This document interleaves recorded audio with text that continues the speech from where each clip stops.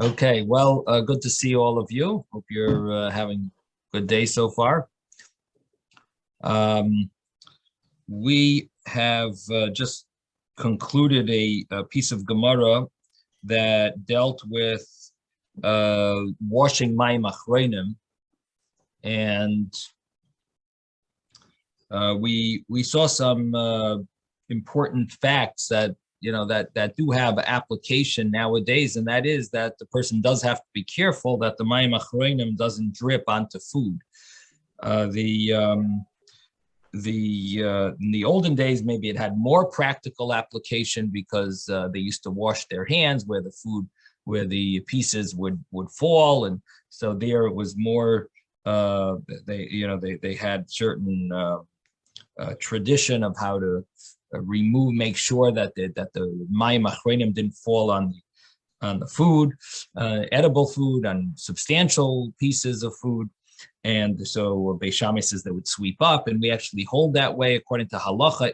If we would follow the customs of those days where we would have a table and we would remove the table, we had a small tables in front of each person and we would remove them, we would follow that same thing, that you would sweep up before you do mayim achronim, because our customs are different. So therefore it doesn't have the same specific rulings, but we still do have to apply it in today's day and age, and according to the way we have a meal, and that would mean that not to have the mayim achronim drip on food. And we also learned this halacha that, in addition, although our Gemara implies like when mayim achronim drips on small pieces, it's not a problem, but there is an issue of stepping on small pieces of crumbs. And interestingly enough, one of the rabbis in the Shulchan Aruch brings a source that the person has to be careful not to walk. Of course, it's a Gemara. The source is a Gemara. The Gemara says it's kasha la'anios. It could cause poverty. The issue is that our Gemara says that pieces that are less than the size of an olive, mutter la'abdon, you are allowed to destroy them. La'abdon biyad, you're allowed to destroy them with your hands. So seemingly that's implying like you don't have to worry about insignificant pieces, right? But there's the other Gemara that in a different tractate that says that it's kasha la'anios, that it causes poverty.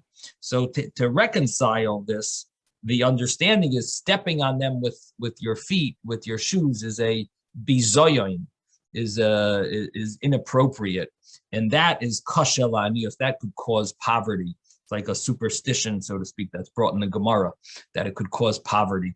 So and it's brought in Shulchan Aruch as well. The Shulchan Aruch does bring it down that a person should be careful not to step on the crumbs. So what I was going to mention to you was that if you look in the Mishnah, back on page 51b, in 51b in the Mishnah, so you had Beis Shammai says you have to sweep the house, and afterwards you wash your hands.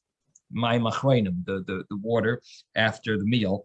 Beis Hillel says naitlim le'yodayim, first wash your mayim achronim, v'achar kach, and afterwards mechabdin es habayis, you sweep the house. Now, why does Beis Hillel say you have to sweep? He's going to tell you to go wash your dishes. He's going to tell you to go do your laundry. Well, and I was going to Beis Shammai, you have to sweep the house before, you have to sweep where you ate because you don't want the mayim achronim to spill. According to Beis Hillel, he could just say without sweeping. He said, no, wash your hands, netilas yodayim v'mayim achronim, and he says afterwards, make sure to sweep afterwards. Afterwards, sweep. Sweep? You're telling me to go sweep my house? What do I have to sweep for? I don't have to. I do what I want. I want to live in a house that's not so neat. But the answer is no, because you have to sweep because you're not supposed to step on these pieces. So that's why he adds those words, mechabdin es habayis, afterwards. In other words, according to Beis Shammai, it has to tell us about sweeping because it's telling you have to sweep before you wash mayim achreinim. According to Beis Hillel, he could say, you don't have to. Instead, he says, no, you have to wash mayim achreinim, and afterwards you have to sweep. Why? Because you shouldn't be stepping on smaller pieces that are the size, that are even less than the size of a kazayas of an olive. You shouldn't step on them. It's bizoyon for food. So that's an interesting thing that I guess gonna have to start sweeping up now more. We're not supposed to step on pieces of bread that are smaller. I don't know if it only applies to bread, actually. Maybe it applies to any food. You shouldn't step on it, even if it's smaller than the size of an olive. Especially with kids around. It's very hard. It means you have to sweep every meal right away. Like you shouldn't. Anyway, it's an interesting halacha, and it is broad in Shulchan Aruch that even though you're allowed to be ma'abed pirurim that don't have a kazayas, biyodayim with your hands, don't throw them in a place where people step because it's kosher la'anios when you step on pieces of bread. Oh, he does use the word bread here. Interesting.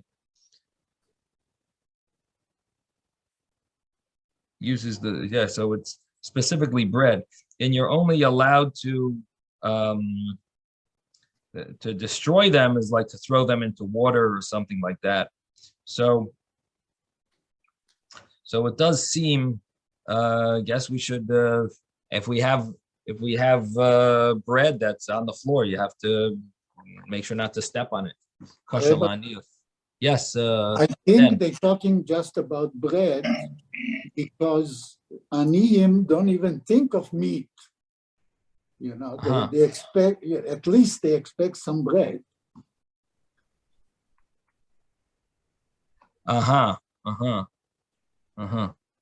I know my father used to say he always worried because he was the one that brings the money home after my grandfather died. He was 10 years old. He always said, I always worried to bring challah for Shabbat to mother. Everything else didn't matter. You know? Right. The main thing is the bread. The bread. So it is interesting about on Pesach, before Pesach, there is a concept of throwing any leftovers in a place where people walk. So it's brought in chapter 444.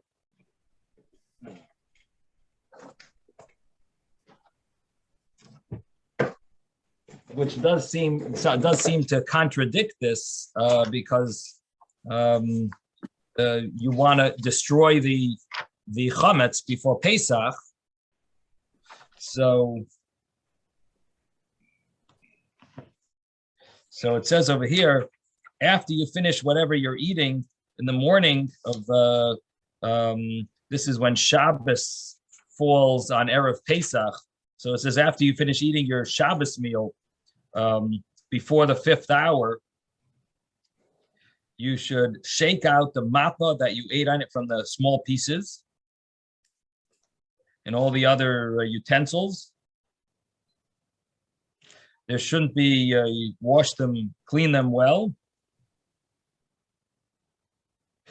And you throw the pirurim, the whatever you throw the pieces in a place where people walk, even in your house, so that when the time of the 6th hour comes, they will already be stepped on from people and it'll be ruined. It won't be pieces of chametz. Now, if you have big pieces left over, you have to give them to a guy. And even though you're not allowed to give a guy a gift, that's not necessary. But since you're doing it to get rid of the chametz, so you shouldn't transgress. So it's a tzarech mitzvah. So therefore, you're allowed to get now.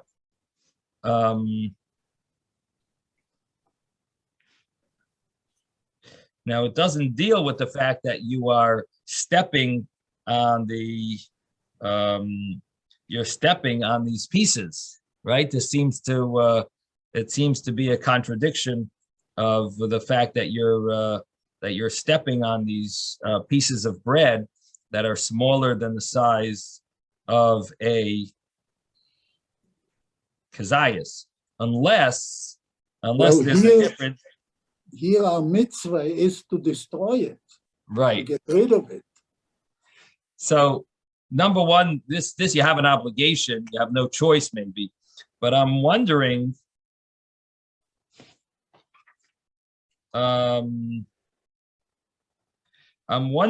if there might be a difference between big pieces and small, tiny pieces. Maybe if they're crumbs that you can't even eat, that's not an issue. Maybe it's pieces that aren't the size of an olive, but they are pirurim gedolim, they're bigger crumbs. So those you have to give to a guy.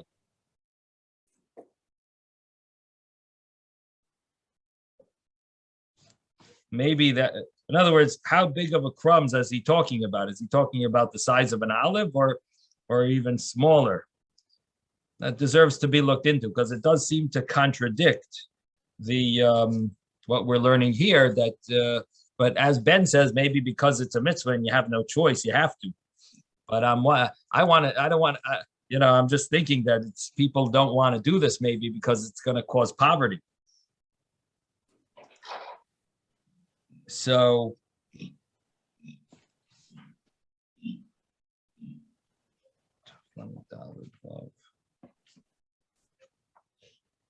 he does quote something on the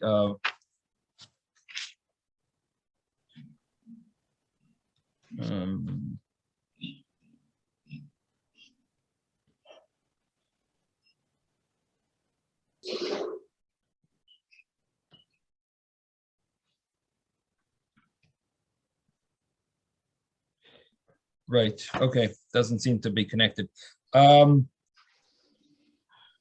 So I'm thinking that might be an answer, that there's a difference between big pieces and small pieces, even if it's less than the size of an olive. But if they're tiny pieces, maybe that's not an issue.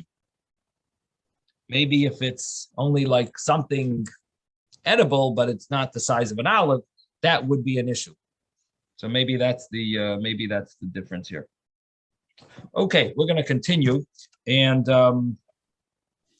the next piece of Gemara spoke about Beis Shammai, Beis Hillel, the argument of Beis Shammai, Beis Hillel regarding the order of Havdalah, and we had Reb Meir's way of understanding it, and we have Rebbe Yehuda's way of understanding it. And we did learn this a while back because it came up when the Gemara was dealing with figuring out Beis Shammai's view. It had to deal with, some statement that we weren't sure who it followed, who's the author of it. And so we brought down Reb Meir and Rebbe Yehuda. So here is the actual source. Here is the Gemara that talks about this debate between Reb Meir and Rebbe Yehuda. What are they debating about? They're debating about Beis Shammai and Beis Hillel's opinions. Basically, we know that Beis Shammai and Beis Hillel argued about the order of Havdalah, but we don't know what they argued about. Reb Meir says they argued about this. Rebbe Yehuda says no, they argued that this was the argument. So there's a debate of what the argument exactly was between Beis Shammai and Beis Hillel. And to be specific, Reb Meir says, Reb Meir is the author of our Mishnah.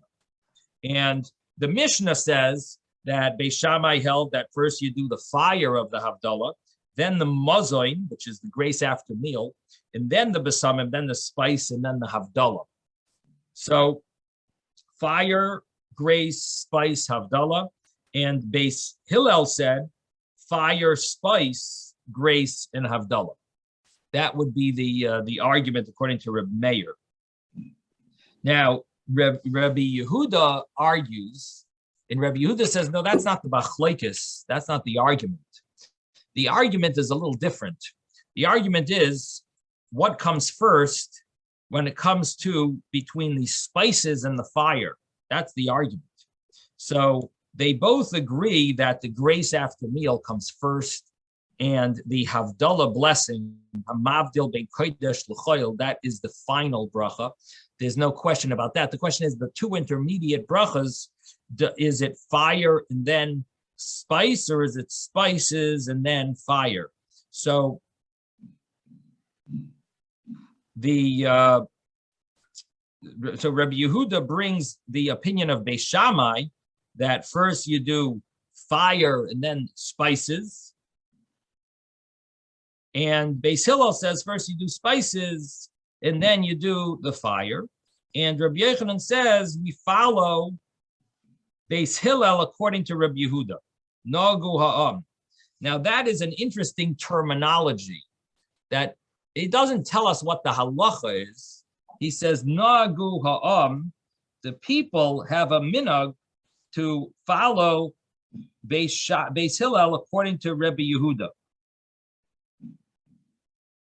Now, if we look in chapter Reish Tzaddik Vav 296 in Shulchan Aruch,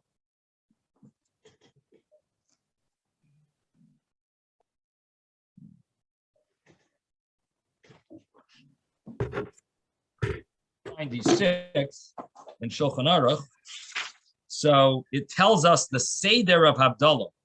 Seder Havdalah is yayin, first wine, then besamim, then the spices, then the fire, and then the Havdalah. And the siman for it, if you want to remember, it's Yibaneh. Yibaneh means to rebuild, to build. May it be built. And Yibaneh is yayin besamim ner Havdalah. Now, the question is, what happens if you messed up the order?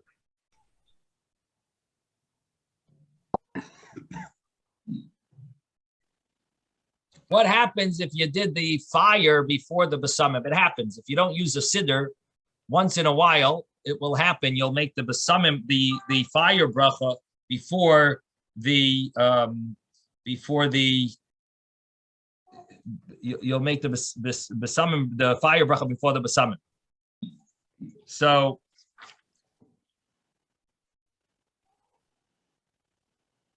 the halacha is that you are yotze anyway. You have fulfilled your obligation.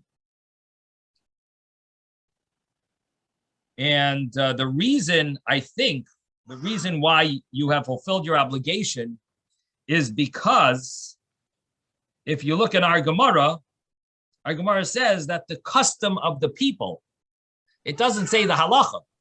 If you look at our Gemara, it just says the minhag, the nagu ha'ilam, people are nayig this way.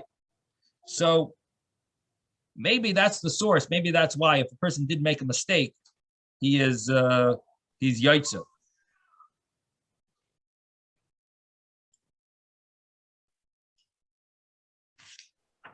Okay, so in any event, so we have this argument here between Beis Shammai and Beis Hillel, either according to Reb Meir's understanding of the argument, Reb Yehuda's understanding of the argument.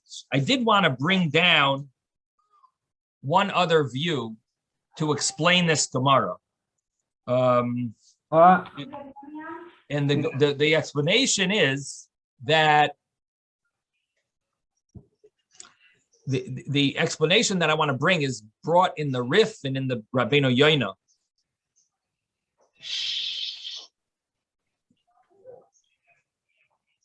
And the way of understanding this Gemara, according to that view, this view deals with a big issue that we've spoken about before, and the issue is the Havdalah that we're talking about over here is about including Mazain, the bracha for Birchas HaMazain, the grace after meal, with your Havdalah.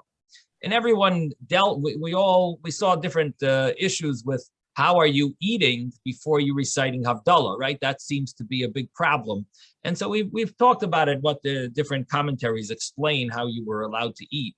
before Havdalah? Did you eat? Was it a meal that you ate on Shabbos? You just never benched. Were you continuing to eat from Shabbos or something? There were different ways of explaining it. Maybe in this situation, you only have one cup of wine. Anyway, there is a explanation there is a commentary that wants to say, you know what we're dealing with? We're dealing with someone who doesn't have wine at all, and they want to make Havdalah on Challah. You can make Kiddush on Challah. So when it says Mazain here, I know this is totally coming from left field. It's totally not the way we've been learning all along, but there is such a view that they're learning that the Mazain here means that the bracha is Hamoitzi Lechem min Aretz. You're actually making Havdalah on Challah. Now, can you really do such a thing? So the Rif says, no, this is wrong. This is not acceptable. You can't make Havdalah on Challah. Wine, you can make Kiddush, you can make on Challah. Kiddush, you can make on Challah. Because Kiddush is connected to the meal of Shabbos and so on. Havdalah has no connection to a meal. There's no such leniency. You can't make Havdalah on Challah. So that's the way the Rif learns. Rabbeinu Yoina wants to say that the discussion here is not an issue of making Havdalah on Challah, because for sure you can't make Havdalah on Challah. But you know what we're dealing with? We're dealing with someone who made Kiddush on Challah that Shabbos. Can they end Shabbos with Challah also?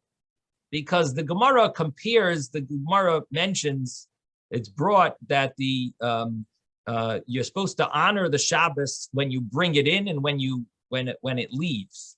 Now, if you brought in the Shabbos through Challah, that would be the scenario where you might be able to end Shabbos with Challah. And so that's the case, that the way they're explaining it, the case here is that you don't have wine. You want to make Havdalah in addition to your Havdalah in Shul, let's say. You're doing Havdalah now at home and you don't have wine. You're making Havdalah with Challah. And because you made Kiddush with Challah, therefore, according to this opinion, you would be able to make Havdalah with Challah because the source of making Havdalah is the same source of making Kiddush. In other words, it's it's just like you made Kiddush if you with Challah. So in other words, the way you honor the Shabbos when it came in, so you're honoring it as it leaves. And therefore, if you could bring in the Shabbos with Challah, you should be able to end it with Challah.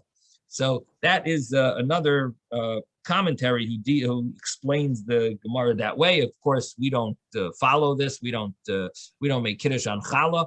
Make Havdalah, we don't make Havdalah on Challah, but there is such a way of understanding the Gemara. The argument between Beis Shammai and Beis Hillel is dealing with the Hamoitzi bracha, not the grace after meal bracha. Okay, so now we're going to deal with the bracha boirei mi'orei ha'esh. So we are on page 52b. And we're bringing the next little segment of the Mishnah, and we're going to discuss it. 52b, Beis Shammai Oimrim. We are on the second widest line. So there's on the bottom of the page, there are the widest lines. And the second one has Beis Shin Aleph, Beis Shammai Oimrim Shebara.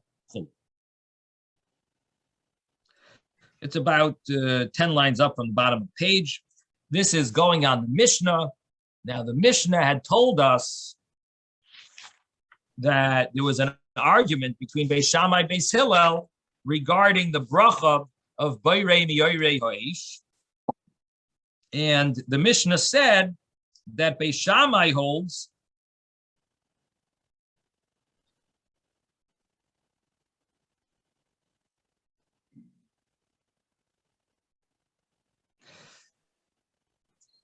Shebara Ma'oresh, And Beis Hillel says, Boirei ma'oirei ha'is. And we spoke about that. It sounds like there might be two arguments here, because Beis Shammai is saying Shabara ma'or. So bara, the first word is Shabara, not Boirei. And the second point that Beis Shammai is making, it's ma'or instead of ma'oirei. And Beis Hillel argues on both of these points. He says boirei instead of shabara, in ma'oirei instead of ma'or. So there it seems to be a double argument. Now the Gemara, we'll see in the Gemara, it's not exactly so. So the Gemara says Beis Shammai yemim shabara. Beis Shammai says the bracha on the fire for Havdalah is shabara, that he created the light of the flame of the fire. Now, keep in mind that after the first Shabbos of creation, Adam was given a special information from Hashem. He was given this wisdom to know how to make a fire, that if you bang two rocks together, you can make a spark and make a fire. And he was given that information by Hashem, that you have the ability to make fire. So till then, he did not know. He's created on Friday, Adam, Chava. And they sinned, of course, with the tree of knowledge. Then and then, of course, with Shabbos. And then, Motzei Shabbos, after Shabbos, Hashem gave them the knowledge of how to make a fire. And because of that, we recite a bracha on Saturday night, Boirei miyoirei ha'esh, because when was fire sort of created or discovered?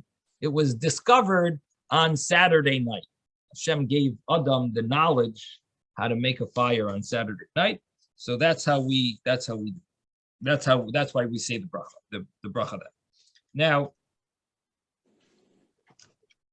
Now the Gemara says, Amar Rava says, bara bibara kuliyam aloi pligi. The word bara, in bara no one argues. The bara mashma, that it means past tense. And because we're thanking Hashem for the knowledge that Hashem gave Adam HaRishon, that if you bring two stones together and interesting, it mentions there tachanam, which literally means, I think, to grind them together. But I don't know. I guess it just means bang them. I guess that's the term, grind them together. I don't know if anyone has any experience grinding rocks. Does that create sparks? Grinding the rocks? I guess just banging them. I don't know if maybe the term tachanam. It's interesting. It uses the term tachanam. Well, you have to create friction. Friction. So I guess if you ground that, if you were grinding them, it would create. It would. That, I guess. Okay. What were you going to say, Ben? Did you want to say something, Ben? Yeah, I was going to say it's just sliding the rock, not hitting it, but you create friction by sliding one rock against the other. Right. No, I was mentioning that the Gemara in Pesachim uses the term tachanam when Hashem taught Adam to create fire. Now nowadays we don't know anything about these type of fire. We use matches or a lighter, but it's just interesting term that it uses, that maybe if you use softer rocks, they kind of fall apart. I don't know. No, but then they won't create a spark. Maybe. Right. I don't know. Right. No, rock is rock, I guess. I don't know if there is. Is there such a thing as softer rocks? Yeah, Flint is. Oh, flint is a soft rock? Yeah. Oh, interesting.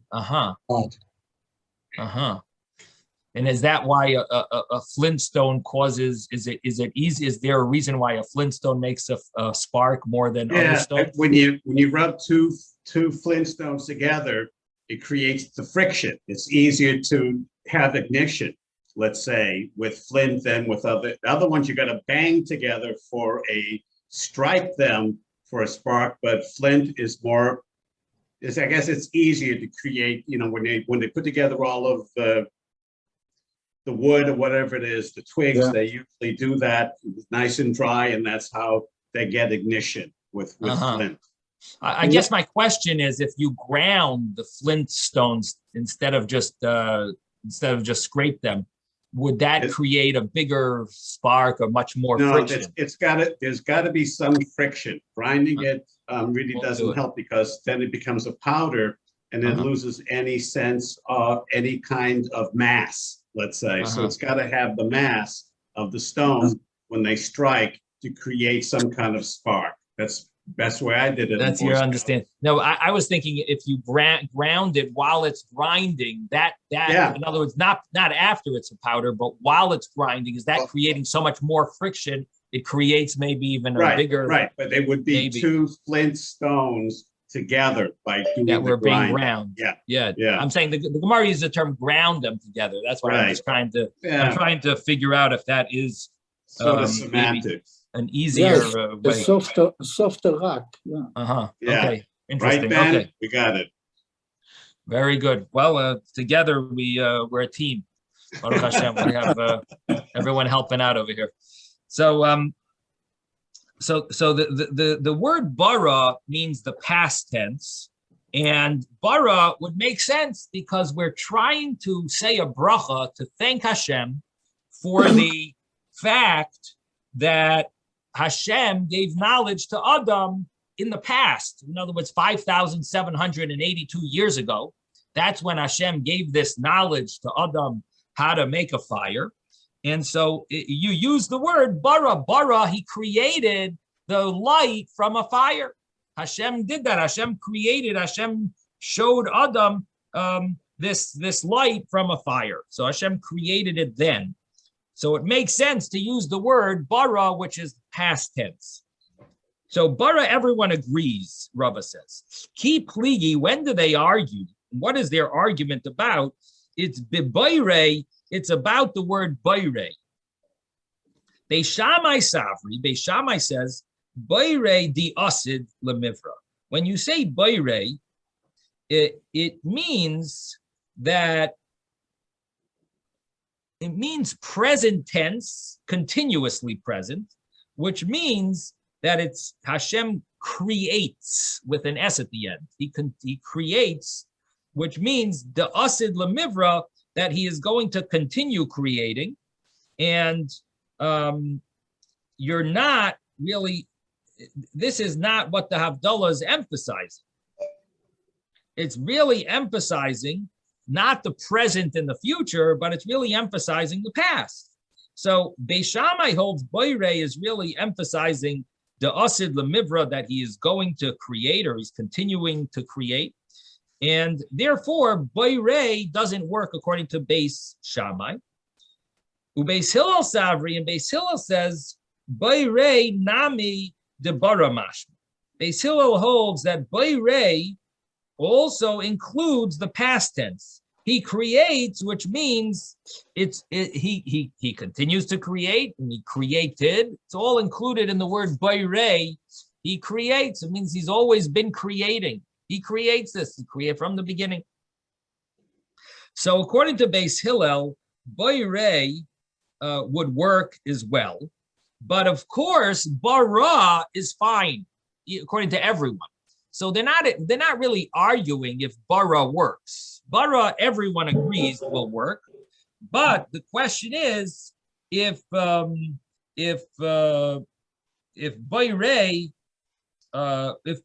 works. Now, this is interesting because why does Beis Hillel have to tell us, so do bayre? Well, just do bara. Everyone agrees, right? Why don't you just do bara and you're all set? So the answer is that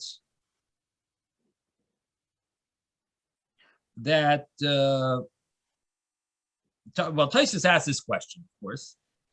This is the obvious question on the Gemara. So why does he say bayre? So Tosfos answers that the lashon of the pasuk is better to use. that's the language of the pasuk. What does that mean? That there are psukim that use the word boirei. He creates boirei ar. He creates light.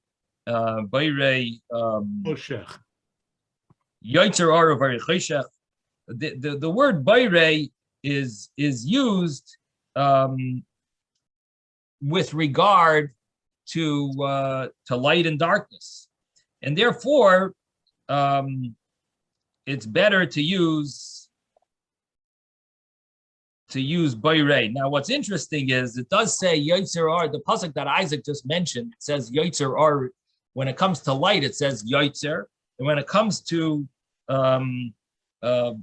choshech, it uses the word boirei choshech. But it's brought down that the word boirei goes back on the ar also. That boirei is referring to the light as well. So, in other words, Hashem created. The pasuk in the pasuk it uses the word boirei, creates. So therefore we want to use that. Therefore, Beis Hillel says you should use that, even though bara would maybe be more clear and fitting, but boirei is the lashon of the pasuk, so that makes it more fitting.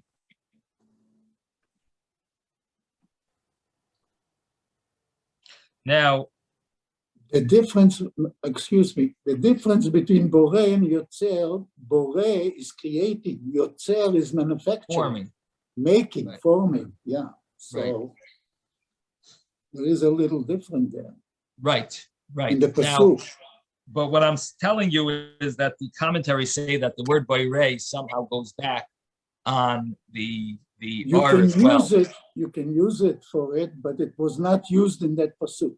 No, in that pasuk, the boirei is going back also on the ar. Yotzer aru boirei choshech, and he creates choshech means he created ar, and he creates choshech.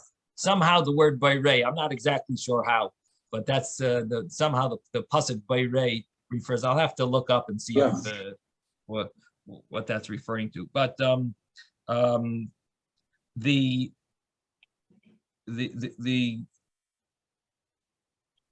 the Gemara now, so the Gemara now says, Rav Yosef has a question. Excuse me. Maybe Borei, he created the darkness, but the or came from he created the sun, which made or. No. Made light. No, or was before sun. Then he created the darkness from the light. Wait, what did you say? That maybe boirei refers to the sun? No, yeah. The Borei, he originally created the sun. The sun made the light, and the choshech was made from the light, I think. No. So no, I'm going to have to go back to Brochos. Yeah, But, according to the 7 first- days that Shem said, "Let Yehi or," which means that he created or he manufactured the light. But darkness existed beforehand. So if you're going to say after the fact that God had to create darkness again in order to minimize the effect of the light, then you might say Yotzer or Choshech. Okay. Now, what we just said here is not 100% concluded because the Gemara now asks a question on it. Meisiv Rav Yosef Yotzer Or Uvarei Choshech.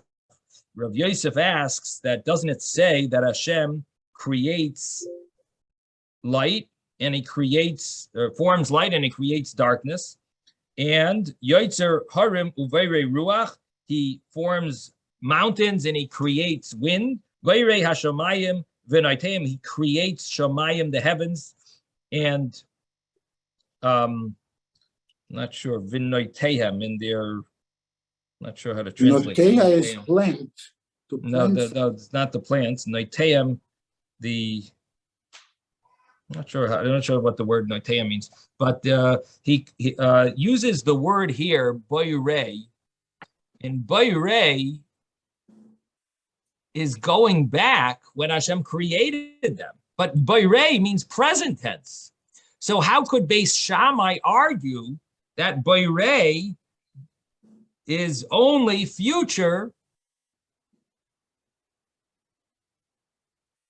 and not past. You have psukim, you have verses that clearly say Boirei, but obviously it's going back when Hashem created these mountains. He created it. It's going back to creation. It's present. Present and future. Present and future. The Gemara used the term future, the asid lemivra. Yeah, but because it's both. Ivra is in the future.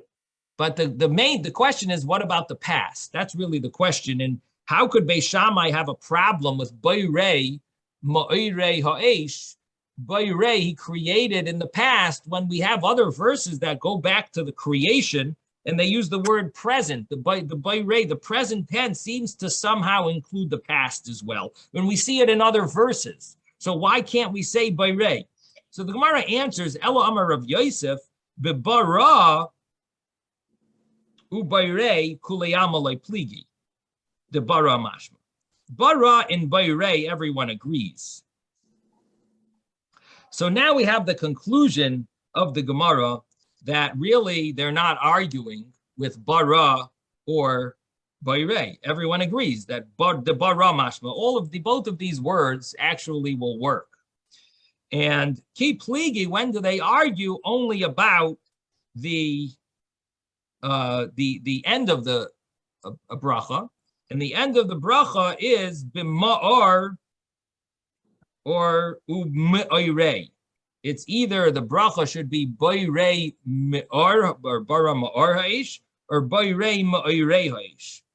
And that's really what the argument is. So the Mishnah implied like there's an argument of bara and boirei, but the Gemara says no, they're not arguing about bara and boirei. They're arguing about the ma'ar and ma'irei. That's really the emphasis. What the Mishnah is really trying to. The important argument is about the ma'ar and ma'irei, because bara and boirei are interchangeable. They both could mean the past, and they don't necessarily. There's not an issue.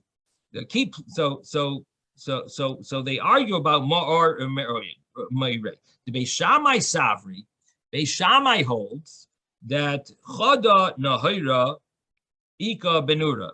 There is one color in a fire. Beis Hillel Savri, Beis Hillel says tuva nahire ikra benura. There are many colors in a fire.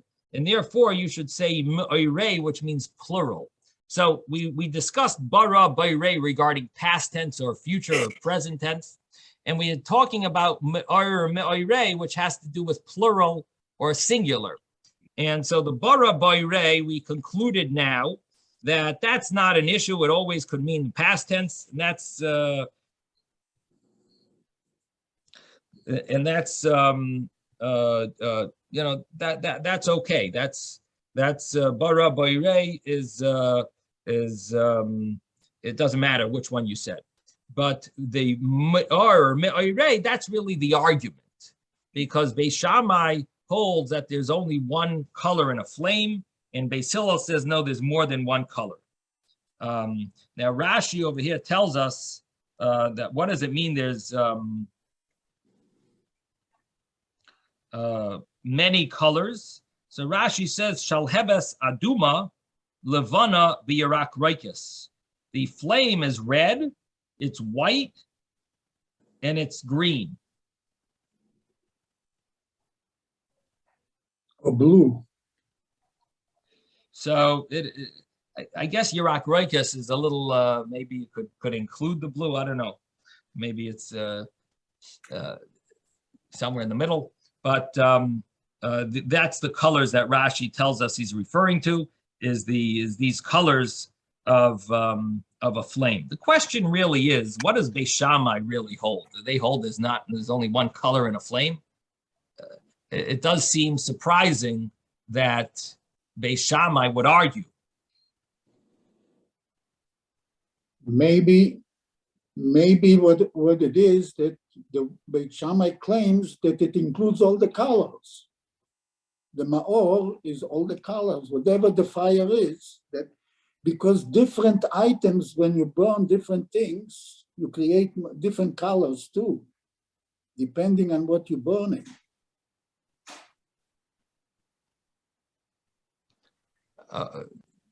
Depends on what you're burning, but by a Havdalah candle, Yeah. What how many colors are there?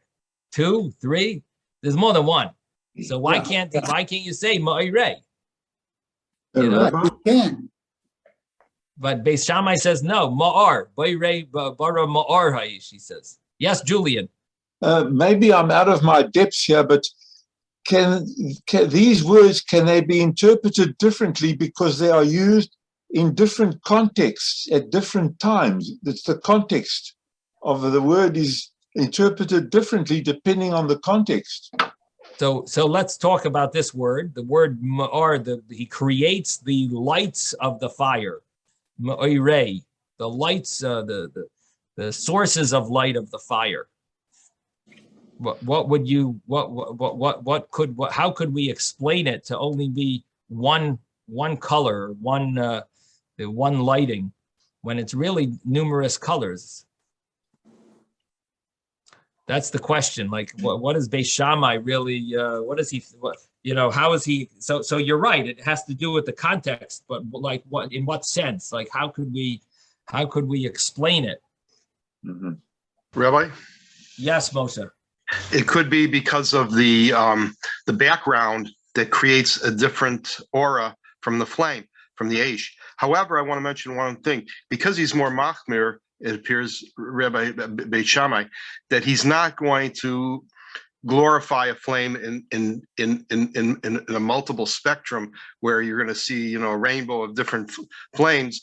He's going to be much more conservative in that manner. Just say, because of the background, if it's a dark background, the flame is more bright. If it's a lighter background, it's going to it's not going to show as much, it's not going to show as much a glow, to it, so it has to do with the background, I think, not the flame itself. It's the aura in which the flame goes off based on the background of the flame. So that sounds good. If you can tell me that there's a certain background that will make it only be one color, what background would that be?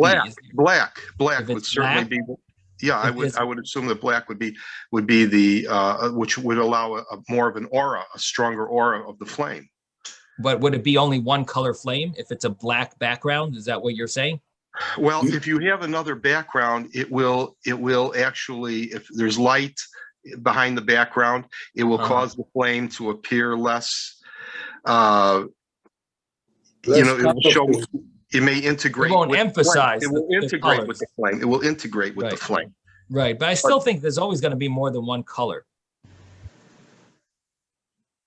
In the flame itself, when you look at the flame, itself, I don't know. It just seems hard. And then if so it's definitely surprising that Beis Shammai wants to only give it merit for one light. But there is the Vilna Gaon over here has an interpretation that he says that Beis Shammai really is explaining that the origin of fire, there is some element of fire that the world is created with the four elements: Eish, Ruach, Mayim, and Ofar. There's fire, there's wind, there's water, and there's earth. And those four elements, those are the base elements that the world is created with, and that Hashem created the world using those four elements. And everything has a little more of one and a little less of the other, and that's how everything is created. So the base element of fire is one light. And so according to Beis Shammai, you're thanking Hashem for creating that element of fire, like the chemistry, the original DNA of the fire, whatever the ingredient of what the fire, the source of the fire, the original fire is only one color. The spark is probably the source. Now, Oh, okay. Thanks, Ezra. We translating Bari Hashemayim v'noitehem, and it creates the heavens, and what's the way it stretches out, and it's stretch. It's stretch. That's what noitehem is. Okay, so according to the Vilna Gaon, the reason of Beis Shammai is because he is referring to the origin of the original fire that is the source of fire, Yesod Ha'esh. And but according to Beis Hillel, we're thanking Hashem. All the fires of today's fire, of all the fires, I would think that it refers to Adam Harishon's fire when he created it. And therefore, there's numerous flames, there's numerous colors to it, and therefore you recite the bracha Bayrei, because it includes the current fire that has numerous colors as well. And since we're including both, that would be the reason to say Bayrei. So that's his explanation of Bayrei as well. It sort of like explains why we would do Bayrei if Bara is also good, and Bara might even be more clear. But Bayrei, it includes even the present, and in the present fires, you don't just have the. So according to what the Vilna Gaon wants to say, you're thanking Hashem for the Yesod Ha'esh, which is one color, but you're also thanking Hashem for all the other fires afterwards, and therefore you would say the Bayrei also. That's why we emphasize the Bayrei, which means the present and not just the past. And so in other words, Beis Shammai is emphasizing only that origin of fire, and Beis Hillel is talking about all fires, and that would be an explanation for the argument between Beis Shammai and Beis Hillel about the one fire. In other words, they're not arguing if there's more than one color in a fire. Beis Shammai also can see that there's more than one color, but what they are arguing is, are you including the other fires or just the original element of fire? And now the Gemara says, Tanya Nami Hachi, we also have a Brisa that says this, that the Brisa says, Amru Lahem Beis Hillel Beis Shammai, Beis Hillel told Beis Shammai, Harbe Ma'oires Yesh Ba'or. There are many colors in a flame, and therefore you should say Ma'irei. So we say Bayrei Ma'irei Ha'esh, of course, and we follow Beis Hillel, and we're including the fire according to the Vilna Gaon's explanation. We're including the fires of the current fires as well, current fire that has numerous colors. I guess along the same lines, you could say that the argument Beis Shammai Beis Hillel is: are you thanking Hashem for the element of fire, or are you thanking Hashem for the fire that Adam created? In other words, even if you want to say that Beis Shammai is thanking Hashem for the fire that the fact that Hashem taught Adam how to make a fire, but is he thanking him for the element of the fire, or he's thanking him for the fire that he created? According to that, it's all about the past. In other words, if you want to argue on the Vilna Gaon's final vart, and you could but take the idea of what he says, you could really just say that the argument is: are we thanking Hashem that Hashem taught Adam about how to make a fire, so we thank Hashem for the element of fire, or you thank Hashem for the actual fire that Adam created? So is it going back to the element, or is it going to the practical side? And Beis Shammai is looking at it is saying we're thanking Hashem that he taught Adam about the element of fire, and Beis Hillel is saying no, he taught Adam how to make a practical fire. This is the practical fire that we have, and that is the fire that has many colors. Anyway, maybe, along the same lines as the Vilna Gaon is explaining why it would say in the Mishnah bara in Bayrei also. In other words, according to the Vilna Gaon, he has a little explanation. He adds the reason he wants to learn it his way is because it adds a little explanation. why when Beis Shammai said his thing, does he say bara? And why when Beis Hillel says his opinion, does he say boirei? When we know that both agree that everything works, bara or boirei. So why does the Mishnah, why does it say that Beis Shammai said to say bara and Beis Hillel said to say boirei? And the answer that the Vilna Gaon is giving is because by bara, he's emphasizing, Beis Shammai is saying, I'm only thanking Hashem for the element of fire. And according to the Vilna Gaon, you're thanking Hashem for all future fires, even today's fire, you're thanking Hashem for, according to Beis Hillel. And therefore, you have to say boirei because it includes the present. And that's what we want to also include, the present. So that's an interesting explanation. Otherwise, without that, you might ask a question. Why does the Mishnah, if the Mishnah says that the way our Gemara concludes is that bara and boirei both work, and the only argument is about ma'or or me'orei, so why does the Mishnah say, Beis Shammai says one thing about bara and Beis Hillel says a boirei? Why does it mention that if that's not really an argument?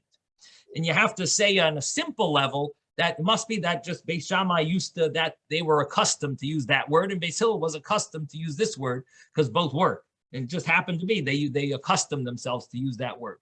But according to the Vilna Gaon, there's like an explanation behind it. Now, actually, you really could take it a little further. We explain Tosfos. Tosfos says that boirei makes more sense because it's a pasuk. So, according to Tosfos, you could say, well, Beis Hillel said you should follow the pasuk. Beis Shammai said, no, don't follow the pasuk. Follow what sounds more right. And bara sounds, if you're emphasizing the past, sounds more right. That would be the simple explanation of you're emphasizing from Adam HaRishon. So the bara would sound more right. Boirei fits with the pasuk. So you're saying the language of the pasuk. So maybe that would be how you would explain the argument between Beis Shammai and Beis Hillel, why each one says their way, even though according to both it works. And maybe your yotze, bara, boirei, the Gemara implies like both work, both are fine. But maybe they had a debate of which one would be better. Should you follow the pasuk or should you follow the language that would sound more right?